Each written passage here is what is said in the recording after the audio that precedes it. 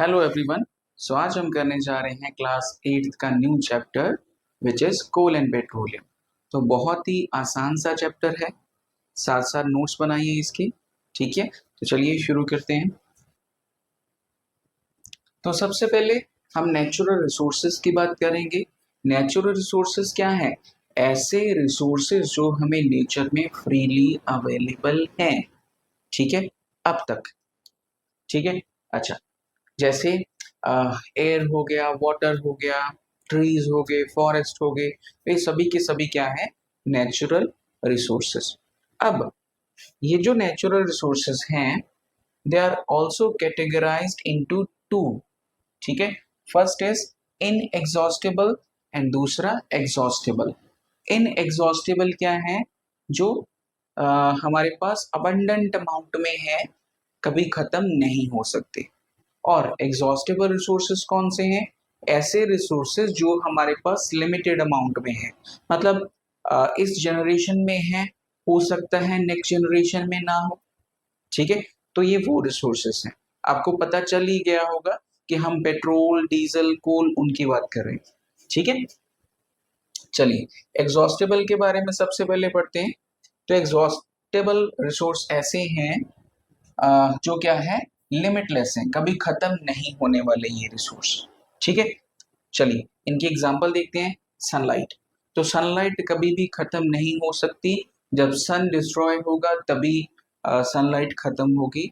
मतलब ऐसा हम कह सकते हैं कि हमारी जो फ्यूचर जनरेशन है वो सनलाइट कंज्यूम कर सकती हैं या उसका यूज करेंगी। ठीक है, अच्छा, ऐसा भी माना जाता है कि जो सन की लाइफ है वो अब जितनी भी है सन की लाइफ, उसका हाफ पार्ट हो चुका है। ठीक है, चलिए उसके बाद देखिए और कौन कौन सी एग्जांपल है। एयर, तो एयर भी क्या है? लिमिटलेस है ना? तो ये भी कभी भी खत्म होने वाली नहीं है। ठीक है, नेक्स्ट देखिए उसके बाद फॉरेस्ट। अब जरा देखिए, ये जो फॉरेस्ट हैं, क्या ये लिमिटलेस हैं या नहीं? अगर आपने पिछला चैप्टर पढ़ा हो तो उसमें आपको जरूर पता चले कि जो फॉरेस्ट हैं एक तरह से नेचुरल रिसोर्स तो हैं, इनके बहुत सारे हमें फायदे भी हैं। लेकिन जिस तरह से फॉरेस्ट कट किए जा रहे हैं, मतलब डिफॉरेस्टेशन हो रहा है, आने वाले टाइम में फॉरेस्ट खत्म हो जाएंगे। ठीक है, तो हम इनको क्या बोलेंगे? कौन सी कैटेगरी में है? इनएग्जॉस्टेबल रिसोर्सेस हैं।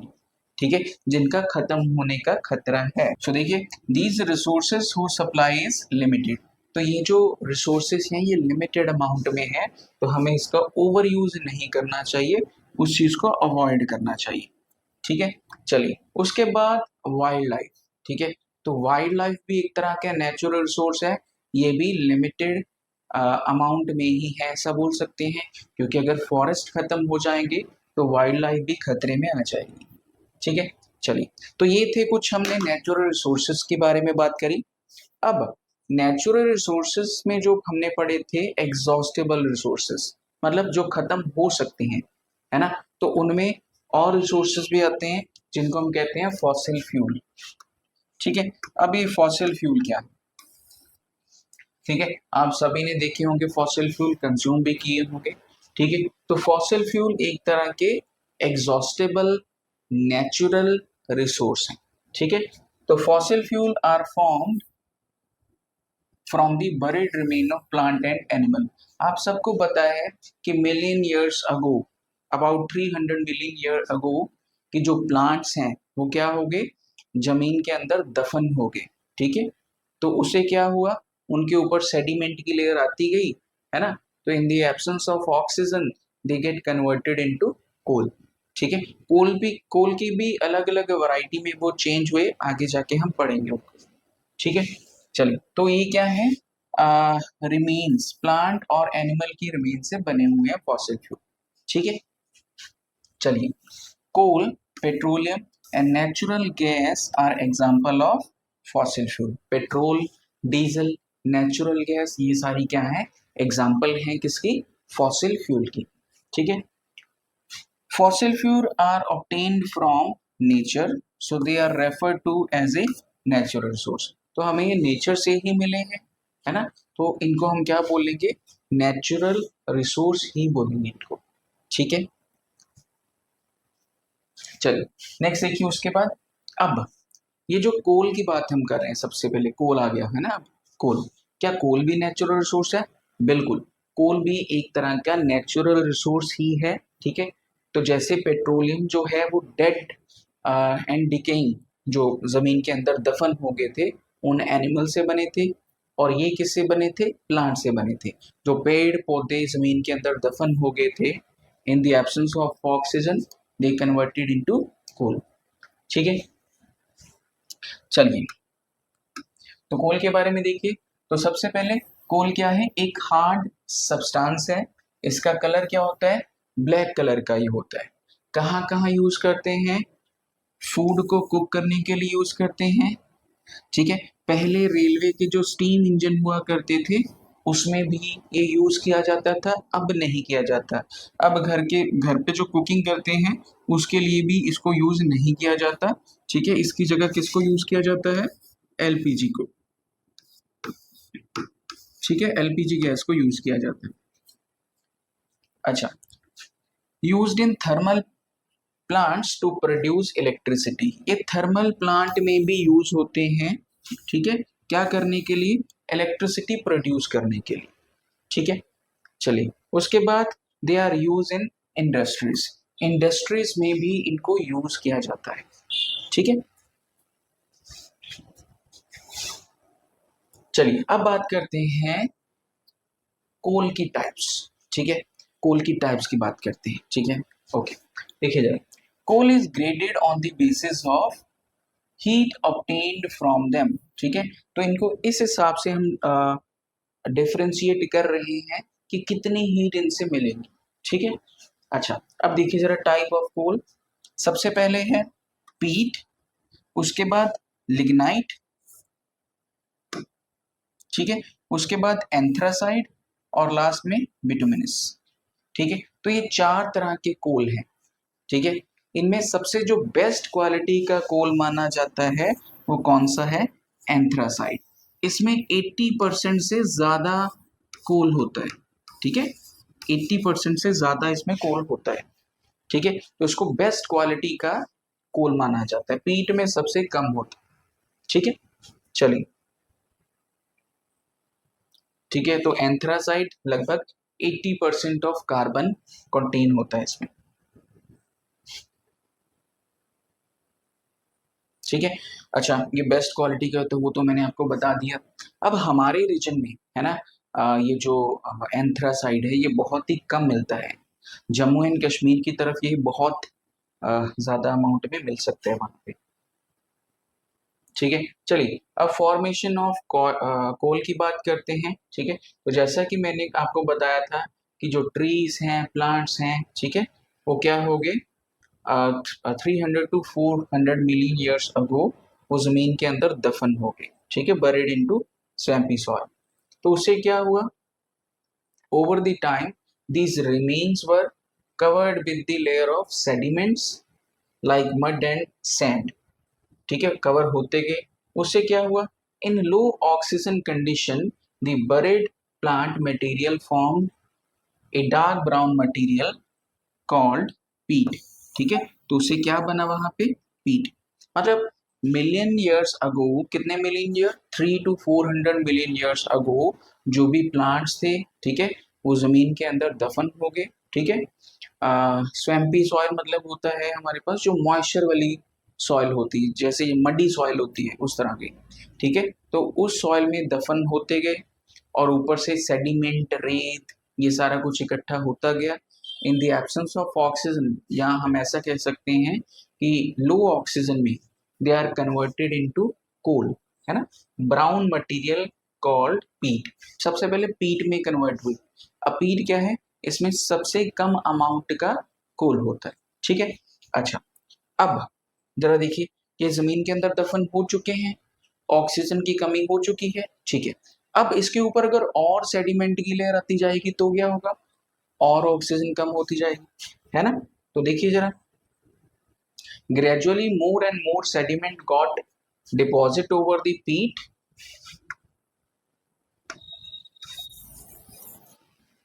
ठीक है, और उससे क्या होगा, क्या फॉर्मेशन होगा, लिग्नाइट। तो लिग्नाइट क्या था, सेकेंड टाइप ऑफ कोल, तो उससे लिग्नाइट बन जाएगा। ठीक है ये बात। चलिए, अगर लिग्नाइट के ऊपर और ज्यादा सेडिमेंट्स आते गए तो ये कन्वर्ट हो जाएंगे किसमें, बिटुमिनस कोल में। ठीक है, बिटुमिनस कोल में कन्वर्ट हो जाएंगे। अगर और ज्यादा सेडिमेंट्स इसके ऊपर आते गए तो ये कन्वर्ट हो जाएगा किसमें, एंथ्रासाइट में। ठीक है, तो इस तरह से ये जो कोल की 4 टाइप्स हैं वो इस तरह से बनी है। ठीक है, चलिए तो देखिए जरा, वही हमने बात करी कि यहाँ पे हीट एंड कार्बन कंटेंट बढ़ता जा रहा है उस तरफ। ठीक है, सबसे पहले पीट, तो पीट में क्या होता है, बहुत ही कम अमाउंट का कार्बन होता है। ठीक है, उसके बाद पीट के ऊपर जब और प्रेशर जनरेट होता है, जैसे ऊपर सेडिमेंट कवर हो गए और रेत कवर हो गई, है ना, तो उससे क्या बनता था, ये फॉर्म हो जाता था, कन्वर्ट हो जाता था किसमें, लिग्नाइट में। इसको बोलते हैं ब्राउन कोल। ठीक है, और हीट और प्रेशर जनरेट हो तो ये बिटुमिनस कोल में कन्वर्ट हो जाता है, एक तरह का सॉफ्ट कोल भी बोलते हैं इसको। अगर और हीट एंड प्रेशर जनरेट हो इनके ऊपर तो ये एंथ्रासाइड हार्ड कोल, ठीक है, उसमें कन्वर्ट हो जाते हैं। ठीक है, तो एंथ्रासाइड में सबसे कम मॉइस्चर होगा, पीट में सबसे ज्यादा मॉइस्चर होगा। एंथ्रासाइट में सबसे ज्यादा कोल होगा, पीट में सबसे कम कोल होगा। ठीक है, चलिए अब प्रैक्टिकली लाइफ की बात करते हैं कि जो कोल है वो कहाँ कहाँ पे हम यूज करते हैं, किस किस फॉर्म में यूज करते हैं। ठीक है, तो सबसे पहले देखिए, coal is processed further to obtain useful material like, कौन कौन सी, coke, coal gas, coal tar। ये वो वाली कोक नहीं है जो हम एज ए सॉफ्ट ड्रिंक पीते हैं, ये कार्बन की फॉर्म है। ठीक है, Coke, coal gas, coal tar। ठीक है, चलिए अब इनके बारे में पढ़ते हैं डिटेल में थोड़ा सा। सबसे पहले कोक के बारे में। अब ये जो कोक है कुछ इस तरह की होती है, आपको यहाँ पे नजर आ रही होगी। ठीक है, तो इस तरह की ये कोक होती है ना। तो क्या बोलते हैं इसको, देखो जरा, it is a tough porous and black substance. ठीक है, एक पोरस ब्लैक कलर का सब्सटेंस होता है। ठीक है, it is almost pure form of carbon, carbon की ये प्योर फॉर्म है। ठीक है, उसके बाद आते हैं कोक पे। कोक क्या है, देखिए, it is used in manufacturing of steel and extraction of many metals. ठीक है, आप 10th क्लास में एक्सट्रैक्शन का प्रोसेस पढ़ोगे, वहां पे यूज होगा। ठीक है, तो फिलहाल के लिए आप ये याद रखिए कि जो कोक है वो कहाँ कहाँ यूज हो रहा है। एक तो फैक्ट्रीज में यूज हो रहा है। ठीक है, किसके लिए, स्टील के मैन्युफैक्चरिंग के लिए, स्टील बनाने के लिए यूज हो रहा है। ठीक है, उसके बाद मेटल्स को एक्सट्रैक्ट करने के लिए, एक्सट्रैक्ट मतलब जैसे जमीन से मेटल निकलता है वो और की फॉर्म में होता है, ORE, है ना, तो उसमें अलग अलग इम्प्योरिटीज भी साथ में होती है, तो उनको जो अलग करने, उससे हमने मेटल निकालना है, उस प्रोसेस को कहते हैं एक्सट्रैक्शन। ठीक है, चलिए उसके बाद कोल गैस की बात करते हैं। ठीक है, तो कोल गैस कैसी होती है, coal gas is obtain during the processing of coal to get coke. ठीक है, तो कोल गैस कैसे ऑब्टेन होती है, ऐसे प्रोसेस में होती है कि जब कोल से कोक ले रहे होते हैं तब, या कोल टू कोक बना रहे होते हैं तब, ये जो हमारी गैस है कोल गैस, ये प्रोड्यूस होती है। ठीक है, अच्छा देखिए जरा, कोल गैस जो है was used for street lighting for the very first time in London। ठीक है, कब, 1810 में। ठीक है, और न्यूयॉर्क यॉर्क में कब हुआ, 1820 में। ठीक है, तो देखिए कोल गैस को सबसे पहले लंदन में यूज किया गया था 1810 में, और 1820 में न्यूयॉर्क में।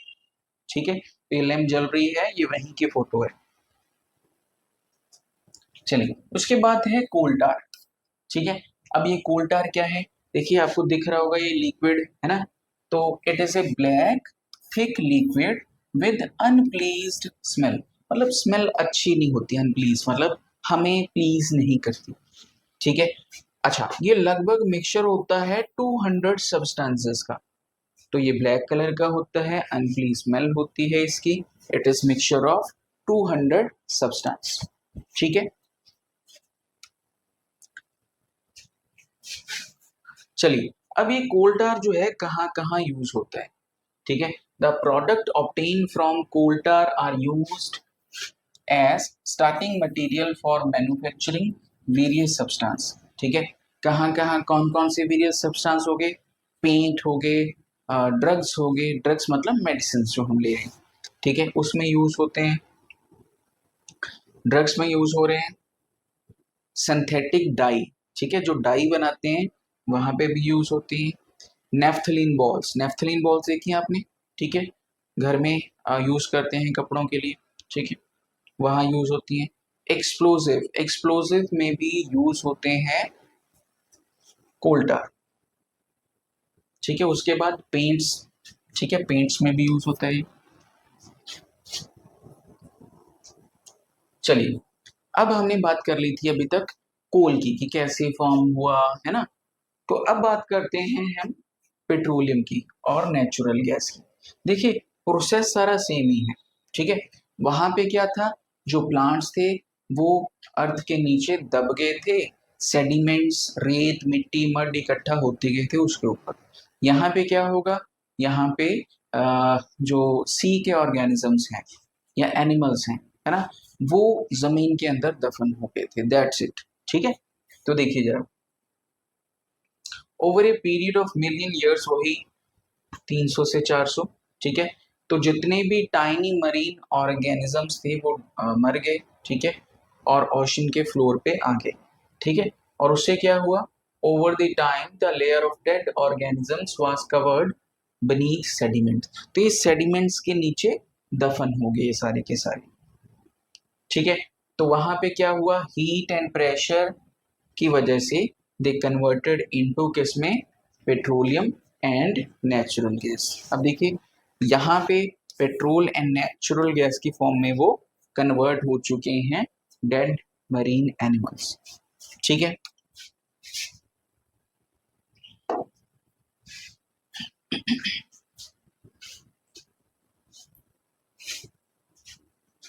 ठीक है। अब देखिए जरा, rising through porous rocks like sandstone, petroleum and natural gas reached a layer of impermeable rock and were trapped below it। ठीक है। तो हुआ क्या कि वो बहुत सारी रॉक, है ना, ऊपर लेयर बनाती गई तो उनके बीच में ट्रैप हो गई। ठीक है। अब बात करते हैं इसके रिफाइनिंग के। रिफाइनिंग क्या होता है, एक ऐसा प्रोसेस होता है जिसमें पेट्रोलियम से जितने भी सब्सटेंस बनते हैं उनको अलग अलग किया जाता है, ठीक है। तो इस तरह का ड्रिलिंग के साथ पेट्रोल को रिफाइन किया जाता है, ठीक है। तो petroleum and natural gases are extracted by drilling through the impermeable rock, ठीक है।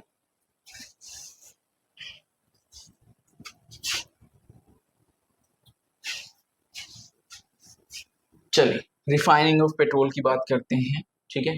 तो पेट्रोलियम और crude oil is a complexed mixture of solid, liquid and gaseous hydrocarbon. अब देखिए जरा, जितने भी पेट्रोलियम के प्रोडक्ट है ना, दे ऑल आर हाइड्रोकार्बन्स, ठीक है। तो अब ये जो हाइड्रोकार्बन हमें मिल रहा है फ्रॉम द मरीन ऑर्गेनिज्म जो कि रॉक के बीच में है, ठीक है। तो वो कहाँ से किस फॉर्म में मिल रहे हैं हमें, solid, liquid and gaseous form में मिल रहे हैं, ठीक है। It is separated into useful substance through process called refining of petrol. तो इनको अलग अलग करते हैं रिफाइनिंग के प्रोसेस के साथ। The process of separating the various fractions of petroleum is known as refining, वही बात बोल रही हूँ, ठीक है। अब देखिए रिफाइनिंग का प्रोसेस कैसे होता है, देखिए जरा। तो यहाँ पे क्या होता है, एक हमारे पास फ्रैक्शनल कॉलम होता है, ठीक है। तो ये फ्रैक्शनल कॉलम है, यहाँ पे अलग अलग ट्रेस लगी होती हैं इस तरह से, ठीक है। तो एक पाइप में क्या आता है, पेट्रोल आता है, ठीक है, जो कि मिक्सचर है सभी चीजों का, ठीक है। It is tall cylindrical structure fitted with horizontal trays, ठीक है। अच्छा, petroleum is heated to 400 degree Celsius. ये पेट्रोल नहीं है, पेट्रोलियम है, मतलब mixture of all the substances, है ना। पेट्रोलियम के जितने भी सब्सटेंसेस हैं उन सभी का ये मिक्सचर है, ठीक है। अच्छा, तो सबसे पहले इसको 400 डिग्री टेम्परेचर पे इसको क्या किया जाता है, गर्म किया जाता है। तो उससे क्या होगा, इसके वेपर बन जाएंगे, ठीक है। तो जैसे इनके वेपर बनेंगे इनसाइड फ्रैक्शनल कॉलम, ठीक है, तो ये यहाँ पे इनके वेपर बन जाएंगे। तो देखो, they cool down condense at different height, ठीक है। सबसे पहले ये जो थे पेट्रोलियम ऐड हुआ, इनको हीट किया 400 डिग्री सेल्सियस पे, इनके वेपर बने, वेपर बन के ऊपर तक आ गए। अब ये कूल डाउन हो गए, कूल डाउन होके कंडेंसेट करेंगे, कंडेंसेट होके डिफरेंट डिफरेंट जो ट्रेज हमने रखी हैं वहां पे टेम्परेचर के हिसाब से चले जाएंगे, ठीक है, depending upon their boiling point and they collected into different trays, ठीक है। अच्छा, सबसे पहले 40 डिग्री के बिलो जो होगा वो क्या होगा हमारे पास, वो होगा पेट्रोलियम। पेट्रोलियम 40 डिग्री के बिलो वहां पे कलेक्ट हो जाएगा, ठीक है, यहाँ पे। ओके, उसके बाद क्या है, देखिए पेट्रोलियम गैस, ठीक है, पेट्रोलियम गैस,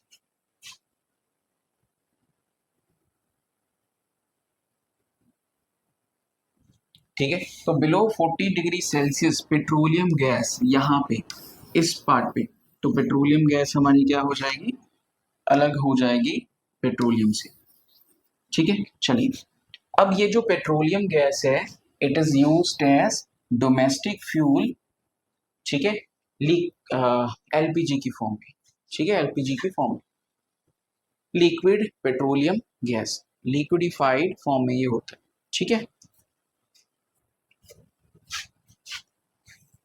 चलिए, उसके बाद 40 डिग्री से 170 डिग्री सेल्सियस जिनका टेम्परेचर होता है, ठीक है, कूल होते जा रहे हैं वेपर्स, ठीक है, अलग अलग ट्रेस में जा रहे हैं। जिनका टेम्परेचर 40 से कम है वो यहाँ से बाहर निकल जाएंगे, मतलब पेट्रोलियम गैस बना देंगे। जिनका टेम्परेचर 40 डिग्री से 170 डिग्री है, ठीक है, वो क्या बनाएंगे, वो बनाएंगे पेट्रोल, ठीक है। तो इस ट्रे में आपका पेट्रोल इकट्ठा होता जाएगा, ठीक है। अब पेट्रोल आप कहाँ कहाँ यूज करते हो, it is used in fuel, sorry, it is used as fuel in automobiles, ठीक है, ऑटोमोबाइल्स में इसका यूज किया जाता है, ठीक है। चलिए, उसके बाद तीसरे ट्रे में आ जाएगा, यहाँ पे टेम्परेचर क्या होता है 170 टू 250 डिग्री सेल्सियस, ठीक है। तो जिन वेपर्स का टेम्परेचर इतना होगा, ठीक है, कूल डाउन होने के बाद वो यहाँ पे कलेक्टेड हो जाएंगे, ठीक है। तो यहाँ पे हमें क्या मिलेगा, कैरोसिन, ठीक है, मिट्टी का तेल जिसको बोलते हैं। तो कैरोसिन यहाँ पे कलेक्टेड हो जाता है, कहाँ पे यूज होता है, it is used as a fuel in lamp and stove. Stove अब नहीं आपने देखे होंगे, पहले टाइम में कुछ स्टोव हुआ करते थे जो कैरोसिन के साथ चलते थे, ठीक है। उसके बाद जिसका टेम्परेचर 250 से 350 डिग्री सेल्सियस होता है वो इस ट्री में कलेक्टेड हो जाते हैं और उनको क्या कहते हैं, डीजल कहते हैं, ठीक है। वो क्या होता है, डीजल होता है। अब डीजल कहाँ होता है यूज, हैवी मोटर व्हीकल्स में, ठीक है, जितने भी मोटर्स होती हैं, मतलब मोटर कार, ठीक है, उनमें यूज होता है हैवी, हैवी इंजन वाले, ठीक है। तो हैवी इंजन पेट्रोल में नहीं आते, डीजल में आते हैं इसीलिए। उसके बाद 350 डिग्री टू 400 डिग्री सेल्सियस, यहाँ पे जो सब्सटेंस रिफाइन होगा उसको क्या बोलेंगे, फ्यूल ऑयल, ठीक है, वो क्या होगा, फ्यूल ऑयल।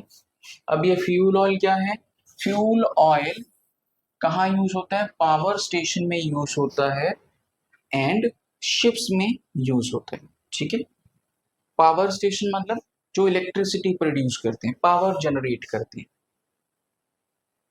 ठीक है, लास्ट में क्या होता है, लुब्रिकेटिंग ऑयल। ठीक है, लुब्रिकेटिंग ऑयल। अब लुब्रिकेटिंग ऑयल क्या होता है, ऐसा ऑयल जो चीजों को लुब्रिकेट करता है, जैसे ब्रेक ऑयल हो गया, इंजन ऑयल हो गया। ठीक है, तो ये सारे के सारे क्या है, लुब्रिकेटिंग ऑयल है। तो it is used for lubrication. ठीक है, इन कैंडल्स, कैंडल्स में भी यूज होता है। उसके बाद वैसलीन, आप यूज करते हो ना विंटर्स में वैसलीन, उसमें यूज होता है। ऑर्नामेंट्स में यूज होता है। मेकिंग रोड एटसेट्रा, रोड बनाने के लिए भी लुब्रिकेंट यूज किया जाता है। ठीक है, यहां तक आपको क्लियर होगा होपफुली। ठीक है, चलिए उसके बाद बात करते हैं नेचुरल गैस की, limitations of fossil fuel, air pollution, conservation of fossil fuel. ठीक है, ओके। अब नेचुरल गैस की अगर बात करें तो नेचुरल जो गैस होती है, मैंने आपको पहले बताया कि वो क्या होता है, हाइड्रोकार्बन्स, मतलब हाइड्रोजन और कार्बन। ठीक है, तो ये हाइड्रोजन है और साथ में कार्बन है। ठीक है, तो ये क्या बना बेसिकली, CH4। और CH4 क्या बोलते हैं किसको, मीथेन को। ठीक है, तो जनरली मीथेन होता है नेचुरल गैस, मीथेन गैस भी बोलते हैं। ठीक है, तो क्या होता है, इस कहाँ कहाँ यूज होता है, it is used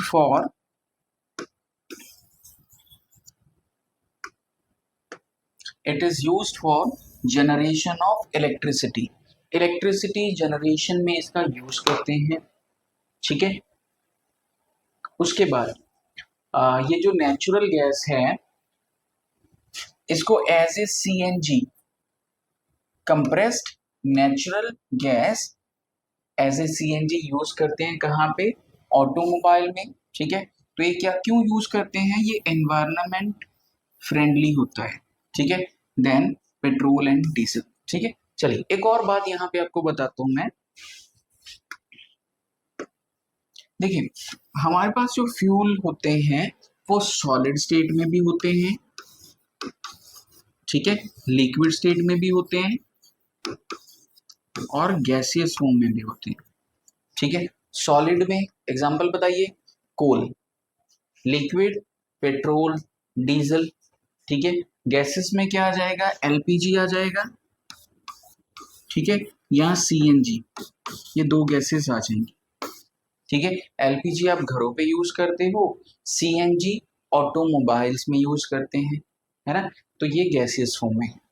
अच्छा, अब अगर मैं आपसे पूछूं कि इन तीनों में से सबसे बढ़िया कौन है ना, तो आंसर होगा जो गैसियस फॉर्म के फ्यूल होते हैं वो बहुत ही अच्छे होते हैं। क्यों अच्छे होते हैं, एक तो वो हाईली एफिशिएंट होते हैं, है ना, हाईली एफिशिएंट मतलब कि एक तो वो पोल्यूशन नहीं क्रिएट करते।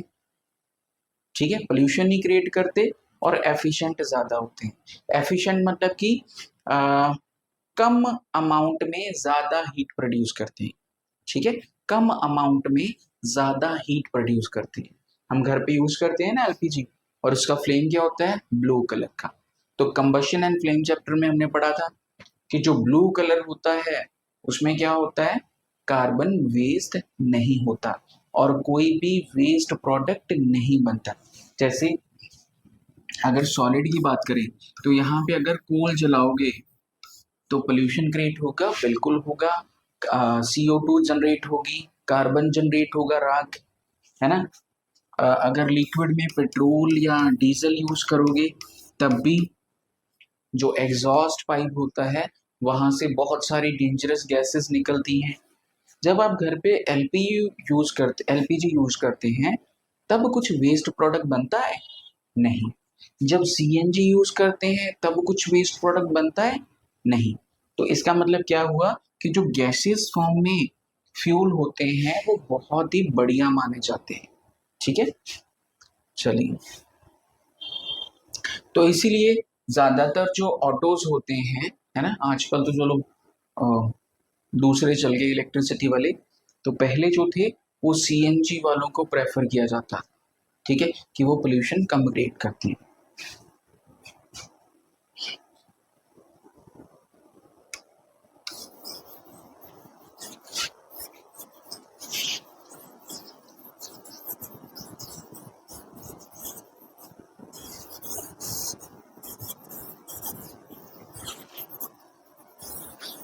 ठीक है, तो चलिए सीएनजी जो है वो as a domestic fuel use करते हैं, ठीक है, एलपीजी भी करते हैं। उसके बाद नेचुरल गैस और कहाँ पे यूज कर रहे हैं हम, ठीक है, तो it is used in manufacturing of steel, ठीक है, तो स्टील के मैन्युफैक्चरिंग में भी हम यूज करते हैं किसको, नेचुरल गैस को, ठीक है। उसके बाद ग्लास, ठीक है, ग्लास के मैन्युफैक्चरिंग में भी इसको यूज करते हैं, ठीक है। ग्लास किस चीज का बना होता है, कमेंट सेक्शन में बताइए अगर आपको पता है तो। उसके बाद जो प्लास्टिक्स होते हैं, ठीक है, एंड अदर प्रोडक्ट, उनमें भी नेचुरल गैस को यूज किया जाता है, ठीक है। चलिए अब बात करते हैं फॉसिल फ्यूल की। अब हमने फॉसिल फ्यूल की बात करी थी कि सॉलिड फॉर्म में भी है, लिक्विड फॉर्म में भी है और गैसियस फॉर्म में भी है ना। कौन कौन सी एग्जांपल थी, कोल थी, पेट्रोलियम थी, sorry coal, petrol, diesel, kerosene, ठीक है। एंड ये जो सीएनजी है ये भी नेचर से ही हमें मिलता है, पेट्रोलियम से ही मिलता है ना। तो ये सारे के सारे क्या हैं, फॉसिल फ्यूल है, ठीक है। अच्छा, अब फॉसिल फ्यूल की लिमिटेशन क्या है, लिमिटेशन ये है कि सबसे पहले कि ये लिमिटेड अमाउंट में है, ये खत्म हो जाएंगे जिस हिसाब से हम आजकल यूज करते हैं, ये खत्म हो जाएंगे आने वाले टाइम में, ठीक है। चलिए, तो these are limited available, so these are limited availability in nature, ठीक है। तो ये क्या है, लिमिटेड अमाउंट में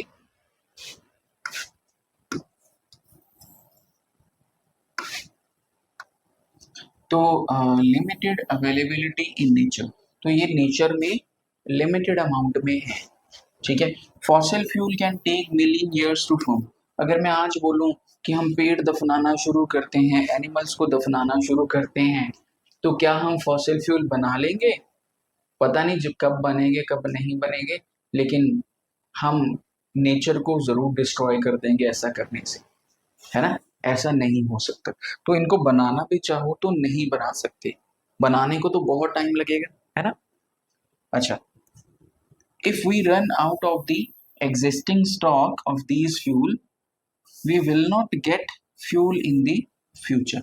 अच्छा, अब अगर जिस हिसाब से हम यूज कर रहे हैं, अगर ये खत्म हो गए तो क्या होगा, हो सकता है हमारी जो नेक्स्ट जनरेशन है उनको फ्यूल मिले ही, ठीक है। चलिए, उसके बाद जो फॉसिल फ्यूल होते हैं उनकी वजह से पोल्यूशन भी क्रिएट होता है बहुत ज्यादा, ठीक है। Air pollution is caused due to their use, ठीक है। Use of fossil fuel and undesirable substance car pollutant in the atmosphere, ठीक है। तो ऐसे बहुत सारे सब्सटेंस पोल्यूटेंट है ना, वो एटमॉस्फेयर में ऐड हो जाते हैं जैसे हम फॉसिल फ्यूल को यूज करते हैं, ठीक है। These pollutant adversely affect the life of organisms.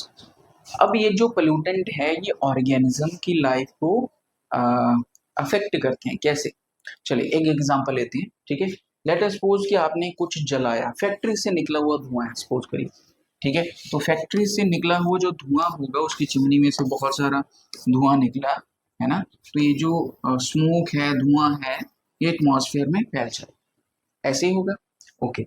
जब रेन होगी, ठीक है, जब रेन होगी तो ये वाटर के साथ मिक्स होके कहाँ पे आ जाएगा, अर्थ पे आ जाएगा। तो अर्थ पे रहने वाले ऑर्गेनिजम्स इस पोल्यूटेंट या हम बोलें कि ये जो एक्स्ट्रा मटेरियल है ना, अनडिजायरेबल, उसकी वजह से जो अर्थ पे ऑर्गेनिजम्स हैं वो अफेक्टेड होंगे, है ना। अच्छा, अब वही पानी इकट्ठा होके कहाँ जाएगा, वो जाएगा ओशियन में जाएगा, ठीक है। तो ओशन में भी एक्वेटिक एनिमल होते हैं, वहां पे उनके लिए भी खतरा है ये, है ना। तो हम डायरेक्ट वे से नहीं, इनडायरेक्ट वे से इन ऑर्गेनिजम्स को भी हम नुकसान पहुंचा रहे हैं, ठीक है। चलिए, अब ये जो एयर पोल्यूटेंट हैं ये कौन कौन से होते हैं ये भी देख लेते हैं। एक पॉइंट हमारा रह गया, देखिए pollutant can be form of particle and gases. Pollutant जो है वो पार्टिकल की फॉर्म में भी हो सकते हैं और गैसेस की फॉर्म में भी हो सकते हैं। ठीक है, चलिए अब ये जो एयर पोल्यूशन होता है उसमें कौन कौन से पोल्यूटेंट होते हैं फॉसिल फ्यूल की वजह से। सबसे पहले कार्बन मोनोऑक्साइड, बहुत ही खतरनाक गैस है ये कार्बन मोनोऑक्साइड। उसके बाद कार्बन डाइऑक्साइड। तो जैसे जैसे फॉसिल फ्यूल हम यूज कर रहे हैं हमारी नेचर में कार्बन डाइऑक्साइड बढ़ती जा रही है और इस बढ़ी हुई कार्बन डाइऑक्साइड से क्या होगा, ग्लोबल वार्मिंग। ठीक है, और हमारी अर्थ पे हीट लेवल्स बढ़ जाएंगे। ठीक है, उसके बाद सल्फर डाइऑक्साइड। तो सल्फर डाइऑक्साइड भी एक पॉइजन गैस है। ठीक है, तो ये भी खतरनाक है हमारे लिए। और लास्ट में है सूट पार्टिकल। सूट पार्टिकल क्या होते हैं, जो अनबर्न्ड कार्बन होते हैं। ठीक है, जैसे फॉर एग्जांपल आपने दिया जलाया है ना कहीं पे, तो आप देखो वो दिया कुछ जगह को ऊपर से काला कर देता है, तो अगर वहां पे हाथ लगाओ ना तो आपके हाथ पे ब्लैकिश सब्सटेंस इकट्ठा हो जाएगा, उसी को कहते हैं सूट पार्टिकल। ठीक है, मतलब अनबर्न्ड कार्बन, ऐसा कार्बन जो जला नहीं है। ठीक है, अच्छा अब बात करते हैं कि अगर इतने नुकसान हमने इसके गिने, फायदे कम, फायदे भी हैं चलिए, नुकसान भी। ठीक है, तो अब इनको कैसे कंजर्व किया जाए। ठीक है, मैं कुछ पॉइंट्स बताता हूँ, कुछ पॉइंट्स आप कमेंट सेक्शन में लिखिए। ठीक है, बहुत इंपॉर्टेंट है। चलिए जनरली ऐसा होता है कि हमें घर से किसी शॉप पे जाना हो, नियर बाय शॉप पे हम बाइक यूज करते हैं, ऐसे करते हैं। तो ऐसा यूज करना बंद करके अगर हम वॉक थोड़ी सी कर लें, उससे हमारी जो बॉडी है वो भी फिट रहेगी, हेल्दी रहेगी, है ना, और फॉसिल फ्यूल भी हमारे क्या होंगे, कंजर्व होंगे। ठीक है, चलिए उसके बाद जो पब्लिक ट्रांसपोर्टेशन होती है उसको यूज करना चाहिए। पब्लिक ट्रांसपोर्टेशन कैसे हेल्पफुल होगी, देखिए जरा, देखिए एक बस है, बस ने कुछ पैसेंजर्स को लेके जाना है एक जगह से दूसरी जगह, है ना। अगर आप बोलो कि मैं बस में नहीं जाऊंगा, कार में जाऊंगा, तो उस कार में आप अकेले जा रहे हो एक्स्ट्रा फॉसिल फ्यूल यूज करके। बस ने तो करना ही है, आप क्यों ना बस में चले जाओ, उसमें आपके पैसे भी बचेंगे और फॉसिल फ्यूल भी हमारे बचेंगे। ठीक है, तो पब्लिक ट्रांसपोर्टेशन यूज करनी चाहिए ज्यादा से ज्यादा। घर पे जो हम यूज करते हैं इलेक्ट्रिसिटी, ठीक है, उसको भी कम अमाउंट में यूज करना चाहिए, लिमिटेड अमाउंट में यूज करना चाहिए। बिकॉज जो इलेक्ट्रिसिटी हम प्रोड्यूस कर रहे हैं it is produce with the help of coal. तो कोल क्या है, फॉसिल फ्यूल। अगर इलेक्ट्रिसिटी कम कंज्यूम करेंगे तो कम बनानी पड़ेगी इलेक्ट्रिसिटी। कम इलेक्ट्रिसिटी कब बनेगी, जब हम फॉसिल फ्यूल कंजम्पशन घटा देंगे। ठीक है, चलिए तो इसी के साथ ये चैप्टर यहीं पे फिनिश होता है। आप प्लीज और पॉइंट्स ढूंढिए और कमेंट सेक्शन में लिखिए। ठीक है, लर्निंग शुड बी इंटरेक्टिव। ठीक है, तो यहाँ पे चैप्टर ये फिनिश होता है। ठीक है, कैसा लगा चैप्टर आपको जरूर लिखिए। ठीक है, थैंक यू।